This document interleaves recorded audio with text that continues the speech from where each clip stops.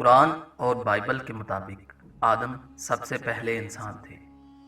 قرآن پاک اور بائبل دونوں میں ذکر ملتا ہے آدم اور ان کی بیوی کو ایسے درخت کا پھل کھانے کی وجہ سے جنت میں سے نکال دیا گیا جس کو کھانے سے اللہ نے منع فرمایا تھا۔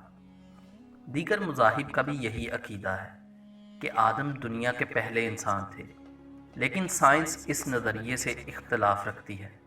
سائنس کی نظر میں کائنات کی تخلیق کسی ایک انسان کے وجود سے ہونا ممکن نہیں۔ اسلام کے مطابق اللہ تعالیٰ نے حضرت آدم علیہ السلام کی تخلیق پوری دنیا کی ایک مٹھی مٹی سے کی، جس کی وجہ سے انسان مختلف رنگوں میں پائے جاتے ہیں۔ اسلام کے مطابق حضرت آدم علیہ السلام دنیا کے پہلے انسان ہونے کے ساتھ ساتھ پیغمبر بھی تھے۔ قرآن پاک کے مطابق تمام پیغمبروں نے ایک ہی تبلیغ کی ہے کہ اللہ ایک ہے اور اللہ کے سوا کوئی بھی عبادت کے لائق نہیں۔ یہ ساری دنیا اسی خالق و مالک کی تخلیق کرتا ہے اور کوئی بھی چیز اس کے اختیار سے باہر نہیں ہے۔ جب اللہ تعالیٰ نے فرشتوں سے کہا کہ میں دنیا میں اپنا خلیفہ بنانے جا رہا ہوں، تو فرشتوں نے اللہ سے کہا کہ کیا آپ دنیا میں ایسی مخلوق بنانے جا رہے ہیں جو دنیا میں فساد برپا کرے گی اور خون بہائے گی؟ تب اللہ تعالیٰ نے فرشتوں سے کچھ چیزوں کے نام پوچھے اور کہا کہ مجھے ان چیزوں کے نام بتاؤ۔ تب فرشتوں کو ان چیزوں کے نام نامعلوم تھے، کیونکہ اللہ تعالیٰ نے فرشتوں کو وہ نام نہیں سکھلائے تھے۔ تب آدم کو اللہ تعالیٰ نے کہا کہ ان چیزوں کے نام فرشتوں کو بتاؤ۔ تب آدم نے ان تمام چیزوں کے نام فرشتوں کو بتائے جو وہ نہیں جانتے تھے۔ تب اللہ تعالیٰ نے کہا، کیا میں نے کہا نہیں تھا میں وہ سب جانتا ہوں جو تم آسمانوں اور زمین میں نہیں دیکھ سکتے ہو؟ آدم اور حضرت حوا دونوں نے اس درخت کا پھل کھایا اور دونوں ہی اس درخت کا پھل کھانے کی وجہ سے شرمندہ ہوئے تھے، کیونکہ نہ تو آدم نے حوا کو آزمایا تھا اور نہ ہی اس کے سامنے کھایا تھا، کیونکہ اللہ تعالیٰ کبھی بھی ایک شخص کو دوسرے شخص کے گناہوں کا مستحق قرار نہیں دے سکتا۔ اسلام میں یہ بھی ہے، اس عمل کو گناہ یا نافرمانی نہیں خیال کرنا چاہیے، کیونکہ اطاعت اور نافرمانی صرف اور صرف زمین پر ہی ممکن ہے۔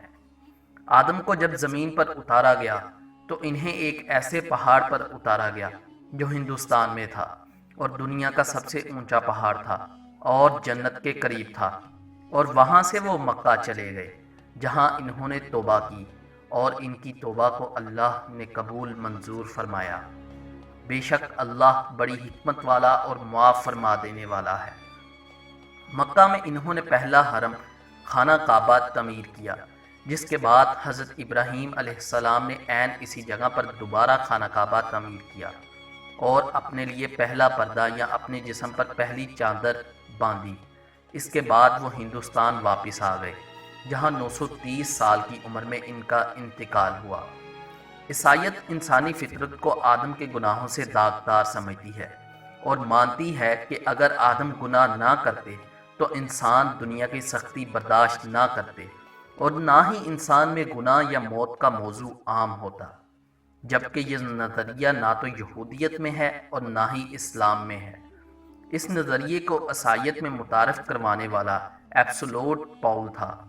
پاؤل کے نظریے میں یہ بھی شامل تھا حضرت عیسیٰ علیہ السلام کا نزول اسی وجہ سے دنیا میں ہوا تھا تاکہ لوگوں کے لیے اس جنت کے اس رستے کو استوار کیا جائے جسے آدم کے گناہ کی وجہ سے اللہ تعالیٰ نے بند کر دیا تھا۔